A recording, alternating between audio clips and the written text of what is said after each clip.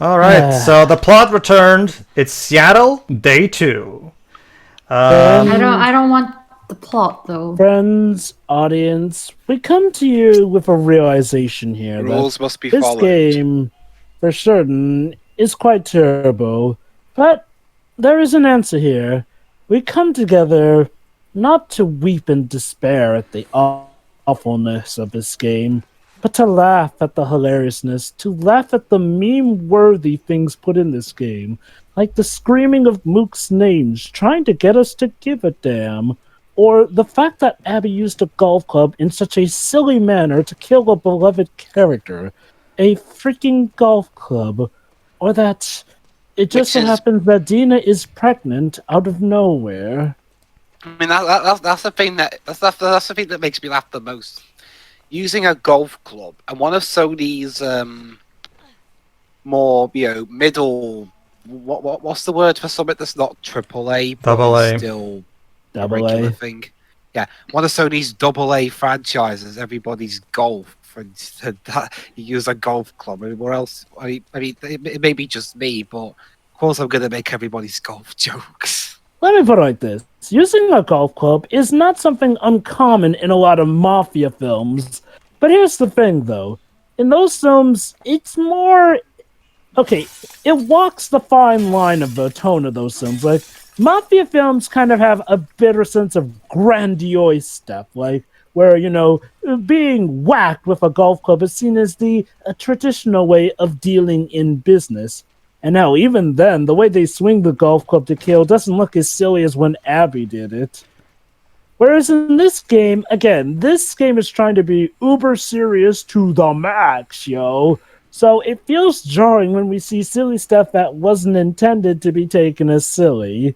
The game needs to lighten up. Mm-hmm. Well, Joe, but supposedly those flashback sequences are supposed to be the lightening up. So. Like I said, they come off as a big lipped alligator moment because it doesn't really connect to the overall plot. Mm-hmm. Also, you know what I realized? Another thing? So many problems could have been solved, considering how they introduced Abby, if they had just committed to Abby being a full-on villain. Like, seriously, if they had just had Abby be a scumbag, which she kind of presents herself as, plot could have gone a lot better. All right. And okay, you could argue maybe Fuck they wanted to the challenge WLF. Cute. You could argue maybe they wanted to challenge themselves, and hey, let's make a character who comes up as a. What do I do here? How do I do? We just started. Hold on. I think I'm just gonna check how it was just to make sure just to make sure I didn't miss anything. What do I do here? We just started. I shouldn't have said that to her. She's gonna treat me different now. I know it. I wish my fucking mask didn't fucking break. When did she figure out she was pregnant? Where were we a couple of weeks ago? Boys, I remember her throwing up in Kenwick. This is too much. It all fucking makes sense. The throwing up, how tired she's been. What the fuck, Dina? Why didn't you tell me? Why didn't you trust me? And why do I keep swearing in my journal so much? But did you trust her? What should I do? It's too late to turn back. Just gotta end this whole thing as quickly as possible. Oh, that's cute. She thinks that this will be ended as quickly as possible, Pedro. We still got It's gonna be slow and painful. We still have 30 more parts after this. So, sorry, Ellie. This is gonna be fun. Yeah, that's the thing. Remember, Dwez, we don't use the word fun in here. Yeah, sorry, fun. Sorry. Exactly. Anyway, my video buffer. Could you give me a time? 4:12. We got to 4:30. Don't worry, you're not missing anything. Right. Like I said, though, if they just committed to Abby being the villain, 4:31. Okay, they could have saved so much time. Get ready, Dwibs. All right, and click. Go ahead, Jova. There we go. They could have saved so much time in the time they spent trying to get us to like her, because that is one of the biggest detriments of this game. Like, again, maybe you could say that from her perspective, what she was doing as well, but man, the way she goes about doing it is despicable. Oh, and don't worry, there's another scene that pretty much paints her as a outright psychopath compared to Ellie, which Yeah, if you wanted to try and make her likable, chances were shot dead and buried at that point. Again, I would have preferred far better if they had committed to a full-on negative arc for Ellie, where she turns into this. You know what I would have done with this story? What? Well, hold on. Cutscene first. And I also want to make a particular point about this gameplay section, because this is where the doggos are introduced. Basically, the WLF use dogs to track down their enemies, meaning, of course, just hiding in the grass will not help you, because dogs can smell you. In fact, you can hold R1 to see your scent trail, so you can make sure to see, just to make sure you know. Okay. However, fortunately, if you use bottles or bricks to throw them, you can distract the dogs and make them go there. So, all right. Now, so I'm for a very particular point that Shiro already knows why, and Jove as well. Is I'm going to make it my point, everybody, to do this entire playthrough without killing a single dog. Why? Let's just say I don't want to indulge Neil's manipulation, and that's all I'll say for now. Fun fact, though, if you kill a human mook, the dog will in fact stop to mourn for it. Now, I guess to be fair, maybe I can see that happening more, but it gets pretty hokey as well. Same thing in reverse. If you kill just the dog, the guy will also go Fido or some shit like that. Okay, let me just point out the big problem with this.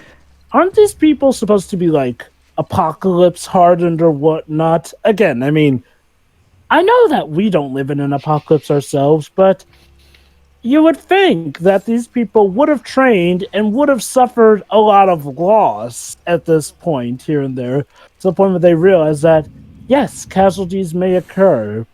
So why do they not act like professionals in an apocalypse war-torn world?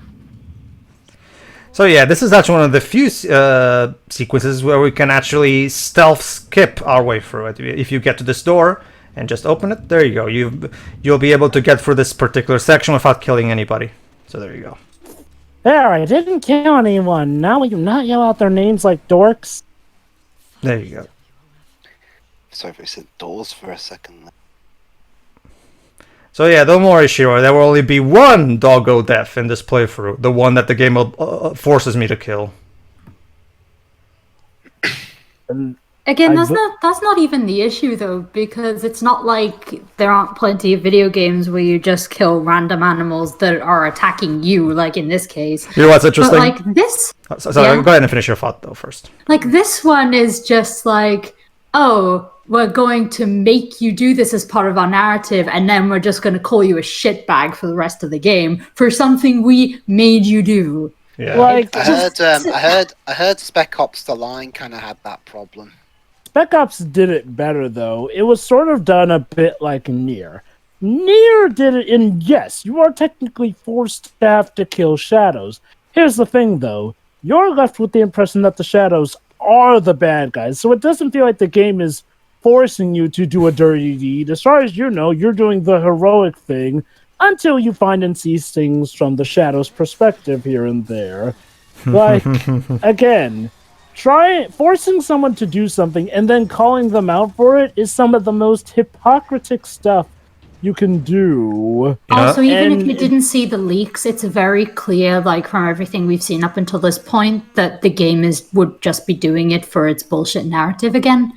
Mm-hmm. Yeah. There's not even a question of like, oh, we know these people are bad. No, it's like we think these people are bad, but they're not. Like, this is not the same kind of situation. It's just nonsense. Like hell, Undertale, for as heavy-handed with his messages as it does get, even Undertale kind of does give a bit of leeway as to why you would kill, at the very least out of frustration from being killed yourself. This game can't even do that. It's like, oh, you killed? Nope, that means it's absolutely your bad. Nothing outside of you whatsoever was responsible.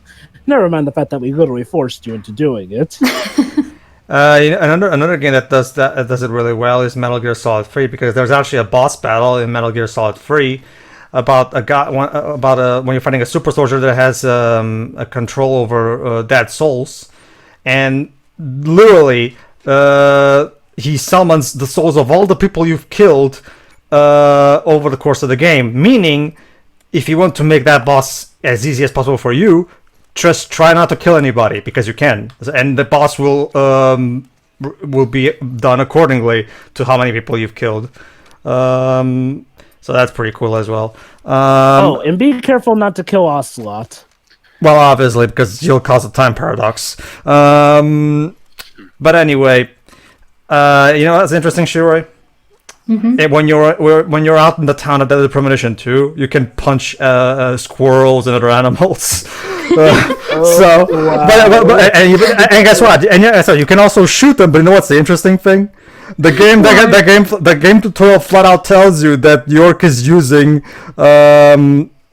what was the term? Like he's using non-lethal bullets. Non-lethal bullets. So even though you're shooting dogs, you're still technically not killing them. You're just knocking them out. It's just like caps, I guess. But also, I'm like, the most impressive thing to me about that is that he has the reflexes to punch a squirrel. That's impressive. Yeah, because squirrels are some pretty fast little buggers. Talking about Deadly Premonition 2 really does raise the mood. From what I've heard, to a lot of people, it's the signature Deadly Premonition experience, ramped up quite a bit. And story-wise, yes. Unfortunately, because it's once again Toy Box making the game is a technical train wreck. Sadly. Yeah, it's only on the Switch, right? Or is it on other things? It's a Switch exclusive. It's a Switch exclusive. Shiroi, the game. Considering it's a low-budget game, Shiroi, they thought the Switch would be better acceptable on the Switch. Well, not only that, but it's kind of like Bayonetta, where they were looking for people to try and help them publish a sequel, but only Nintendo were the ones really willing. Actually, no, Joe. But Rising Star Games has been a consistent publisher for the series for years now. That's not the issue. The issue is that they were looking for the right time. Basically, after Deadly Premonition 1, Swery was planning on eventually making a sequel because the director has cut new scenes, tease the sequel that we now have. They even mentioned New Orleans even back then, and the sequel takes place in New Orleans. So clearly, Swery already had a sequel planned, at least dating back to at the very least 2012.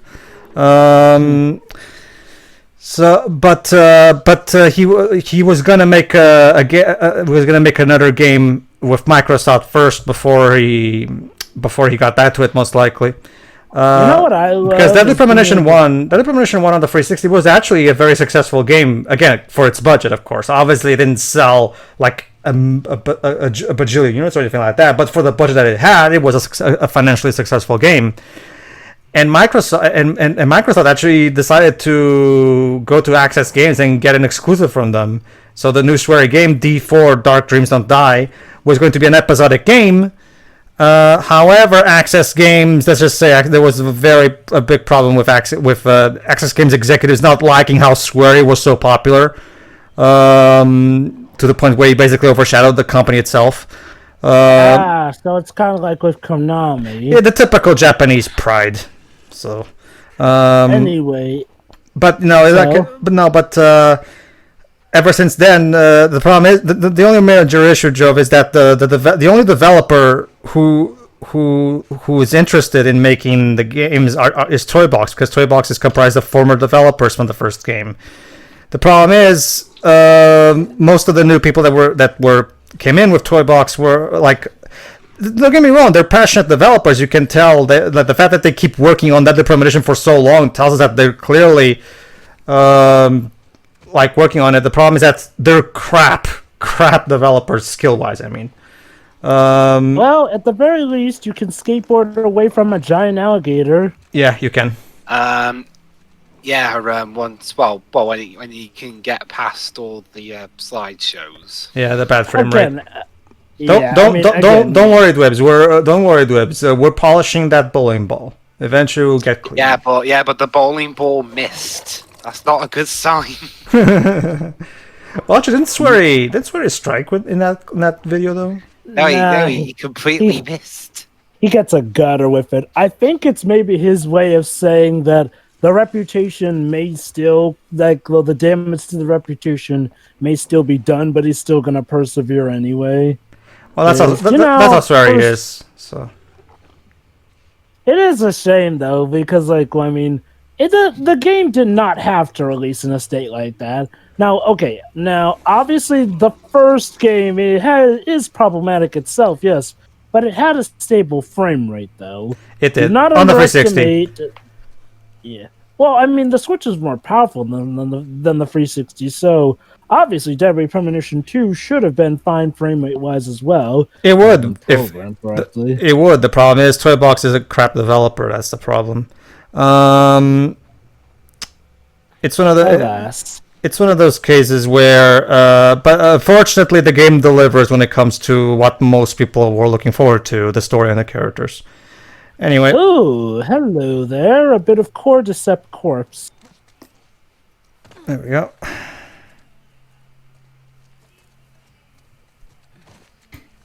Who the hell drove? You have a physical edition? I'm sorry, Shira. Could you repeat that? Does DP2 have a physical edition? Yes, I have it. Ooh, I might get that. Who the heck drove a garbage truck off the cliff? Well, make sure you don't play it before you get through the entirety of the first game, because the game flat out expects you to already know the big plot twists of the first game. I already have a backlog to get through, so that's fine. That I'm still going through. So sure. What game are you playing right now? I'm going through my Steam library, so I'm trying to finish Celeste. There's also Cat Quest. You haven't finished that yet? No, because when I was playing it, I still had my Mac, which kind of died on me, and I didn't go back to it when I got the new PC. So. Okay. Come get me, assholes. Charming.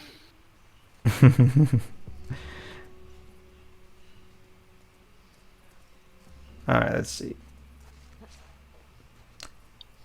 I also want to play both of Temmie's games. Which are those games? One's called Escaped Chasm, and I can't remember the name of the second one, which was just released. Although she's releasing them on, how do you say it? Is it itch.io or something? Like, I'm not sure how exactly you pronounce the name. I think it's itch.io. Yeah, that's how I've been saying it, but I'm not 100% sure, but yeah.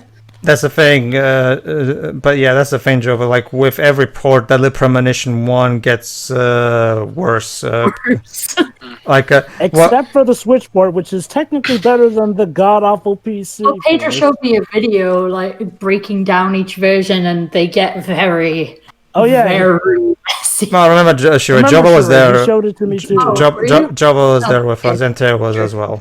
So. I thought it was me and you. Yeah. As for my backlog, they all seem to be RPGs. I've still got to beat Pokemon Sword. I've got the demo of Dragon Quest XI to finish. This is why the PS3, which is only really a couple of games, and the PS4 backlogs are last, because the majority of them are RPGs. Got to catch up with Final Fantasy XIV. Well, no, obviously, the Premonition Origins was better than the PC version in the sense that you can actually, boot it. However, I've recently started Fire Emblem Three Houses. Nice, but it had the primary issue that the driving was barely functional, and the sound the sound issues were horrible. The sound was horrible. So, but it's better now with patches, but it still has a lot of problems with the driving. It's still not as smooth as it should be. It's abundantly clear that there was very little playtesting on that thing when released. But anyway. Sorry, Ellie, you can't push the garbage can over that tiny bit ledge there.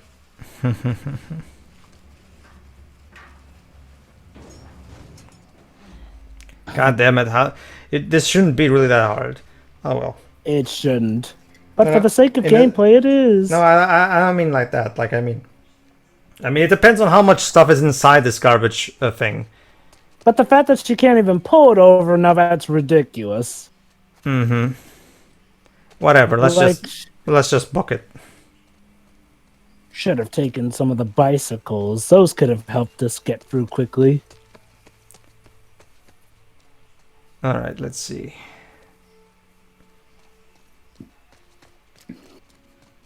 Hello. Yeah, the WLF sure suck at keeping tabs on Ellie and company whenever they escape. There we go. Yeah, I know, bizarre. Yeah, what is it with the bad guys in recent games and sucking at their jobs? I don't know, Dibs. I think you're just a bit too recent from watching. At least of the games that I've seen. Either that, Dibs, or you're just a bit too recent from watching Meet the Robinsons for the first time. Suppose. I mean, if they suck at their jobs, I'm not exactly going to be very intimidated by them as villains. Unless, of course, that's the point, like in Meet the Robinsons. If they're jokes, then that'd be one thing. But if I'm supposed to take them seriously and they suck, then I mean, it'd be like if an Ace Attorney bad guy stuck to prosecuting. Well, Dibs. Well, okay. Well, Clavier doesn't suck at his job. He's fine. I don't mean like they're just bland characters or. Sure. Suck at their job in general. Okay. Clavier doesn't suck at his job. He is technically a good prosecutor. He just doesn't have the intimidation factor. And I could get what they were trying to go with him, but he kind of just comes off as bland as a result. Still, though, he as was said, he doesn't suck at his job per se. Like, he can be competent when he actually has his head in the game. Indeed. Or it'd be like if in Yu-Gi-Oh they set up the bad guy, and then when we get to him, he loses his jewels in like 3 turns. Huh. Just funny because that is how a real game of Yu-Gi-Oh can go. Oh, trust me, if you have a good setup, unless your partner has an equally good setup, you can potentially end a game in like 1 to 3 turns. Well, I don't really play I don't play card games. Well, unless they're like Snap or when I'm playing Tycoon in Persona 5 Royal. Well, look at the bright side, Shiro. When Teo gets back from his vacation, we will be able to finish the 7 remake and then get straight into Deadly Premonition. Great. Both of which are better games than this. Exactly. I know that goes without saying, but once again, we're in one of those bits where not much is happening. Like, well, to be fair, we just went through a 45-minute part of story, so... Fair enough, I guess. Again, granted, technically this is a harrowing scene, here and there, but the tension feels kind of ramped down whenever we escape the WLF because they're so incompetent. Well, that's because you're not invested, Joe, and that too, yeah. Okay. Investment is one thing, but again, considering how incompetent the WF have been, it's hard for me to feel the tension. So there's another person who mutated and died. Oh yeah, this particular bit. This is what I used. So when me and Shiroi were testing out the accessibility options.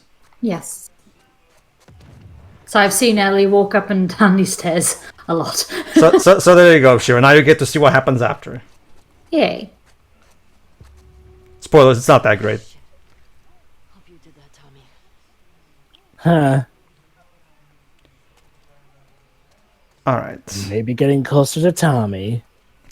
And Ellie's now sporting the outfit that we've seen a lot in the promotional material and in the cover, like just her one T-shirt, and she left the coat. Hang on, then. So go on. And she left the coat back in the theater for some reason. I don't get why. I mean, what? Because I guess it was getting warmer. Maybe, I don't know. Like, I don't even understand. Like, this takes place during, I think, at the very least, spring, which doesn't make a lot of sense because right before this, while we were in Jackson, it was snowing as hell. So what happened? Jova, explain to me how the hell do we go from wintry snow to spring-like weather over the course of a day? I get that weather can be random, but this is really pushing it. Like, maybe if this happened, like, per se, a few months or so after, when Abby killed Joel. I got a prediction. By the time we get to Tommy, is he just going to be dead or something? No, Tommy never actually dies in this game. Well, physically he does not die, but character-wise, yeah, it's his character that gets assassinated, not so much Tommy himself. I'll just say this: which is arguably worse. If you like Tommy in Last of Us 1, you'll see the problems. Well, Tommy didn't have as much of a big role in the first game anyway. Well, yeah, he was. That's my point, though. You weren't really supposed to care about him per se. It was more about Joel, rather.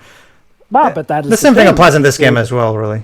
That is the thing. People did like Tommy from Last of Us 1, and fans of Tommy did not like what they did with him in this game. I just don't like what they do in this game to him in general, because it's just unnecessarily cruel for no real reason. It's just dumb. I mean, Ellie, like I was trying to say actually before, and I don't think I ever finished my thought from earlier. I would have much preferred if I was making this story, I wouldn't even have the second half where we now play as Abby. Instead, let's fully focus on Ellie and her descent into madness. You know, constantly have her. That way, you can, if you focus on Ellie, you'll be able to focus a lot more on making her more fleshed out. The same thing for Dina. And at the same time, focus entirely on her descent into madness. Just have her get progressively more obsessed with revenge, to the point where she loses herself. And again, just like the song that Joel taught her: "If I were to lose you, I would surely lose myself." Again, just go. Yeah, exactly. Well, to be fair, Jova, that's just typical zombie movie stuff. Like where if the zombie loses his legs, he'll still keep crawling. And he died. Well, of course, like... well, yeah, he had his legs blowed off. He lost too much blood. Well, I mean, like, in Resident Evil, that sure as hell doesn't stop them. Yeah, but Jova, this isn't Resident Evil. For as much as Neil seemed to have forgotten it in the last 3 hours of this game. Sorry, the last 5 hours of this game. But... point exactly, but yeah. That's the thing, Dwebs. Your point that you just made, Dwebs, holds water right now, but... Let's just say Neil is going to forget about that as well. Again, that's another thing I don't get. He tries to claim that this is all for realism, then he does something that's straight out of Resident Evil later down the line. Which is inconsistent. That's my problem. It's out of place. But anyway, just entirely focus on a story about... Again, it doesn't necessarily have to do with whether or not Ellie gets a revenge or not. It can just be an exploration of how hate can destroy you from the inside, you know, like, and have the other characters constantly be trying to call her to reason, and Ellie just refuses to see reason because Abby took away. I'm getting a bit ahead of myself, but Abby took away Ellie's chance of reconciliating with Joel. You know, and starting over. And as a result, she's grieving as hell right now. And that grief, of course, would make her blind and full of hate and wanting to, kill Abby for it. Go commit to that, but the game doesn't really do that because instead, no, you don't. You're not allowed to have that. Instead, you're gonna have this entire detour where we're going to make you understand that these people that killed Joel are not that such bad people. Like, again, even though they're trying to avenge the Fireflies, who we just spent part of the last chapter summing up were complete monsters, going off of the words of that one guy who was a member of them, mind you. But, speaking of the whole committing to Ellie thing, that's another thing. Like you mentioned, Ellie is grieving. The game doesn't seem to really acknowledge that, in the sense where, sure, there are a lot of people who may call Ellie out for her actions, but no one ever seems to actually address the fact that she's grieving. It's like, oh, no, you're just going down a wrong path, and that's it. That is not how you try and control someone in that stance. That's the thing, Jova. They don't even say that. The best we get is two instances where first Dina goes, seriously, you're going now? And then what? And then Ellie's like, what? And then she shakes her head, nothing, and that's it. Then there's going to be a second point where Jesse also, but we need to help Tommy. Tommy's in danger, and then Ellie, because of her obsession, of course, she doesn't want to lose Abby, and she leaves Jesse to go and save time by herself. And Jesse even goes, "Well, I hope you succeed." Like as in like, and he's very surprised that Ellie's being like this. But that's the only two instances where the game has the characters question her behavior. But that's it. And it's so little. We needed more.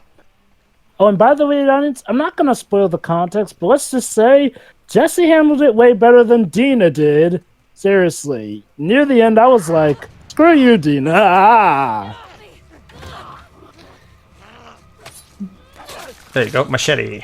Right. Screw you, I have a machete. But yeah, like I was saying, Dina pretty much handles stuff terribly. Like, I can sort of get the stance, but if she's trying to get... In fact, now that I think about it, Shiroi, I just discovered another character trait of Dina. She's the overly complacent girlfriend who just enables everything the Ellie does. Pretty much by going with her, despite, having strong suspicions that she was pregnant. And I mean, I'm guessing she knew... She was like 99% sure that she was pregnant. And like, why would... I know you want to protect your girlfriend and all that, but you are with an unborn child. This was not a good idea. Like, none of this was a good idea. People didn't want Ellie to go, but they were like, well, we can't stop her anyway. I mean, we didn't try, but we can't. So, God, I hate this game. It gets worse. It's going to get much worse regarding Dina. But yeah, like I said... Let me guess. Dina was secretly the one who ordered Joel's executions. No. Dwebs, we already know who ordered his execution. Abby did. No, well, Pedro, this plot's been so messy so far. Would that really surprise you if that was the case? It would, Wouldn't that be interesting? It turns out Abby was actually hired by Dina to kill Joel. Yeah, because it turns out, you see, Dina was actually the daughter of that woman he killed at the end of the previous game. Oh my God, dude! Literally came up with But she's so cowardly she's so cowardly and not doing it herself. She hired someone to do it for her. That would have been a better plot twist, and it would have explained why Abby was so determined. I mean, she's just idiotically greedy. That would have been a better plot reveal than what we actually do get concerning Abby. And the only reason she went with Ellie was to ward off any suspicion. Anyway, everybody, in the next part, we meet again. We meet again a familiar face from the beginning of the game. So see you then. See ya.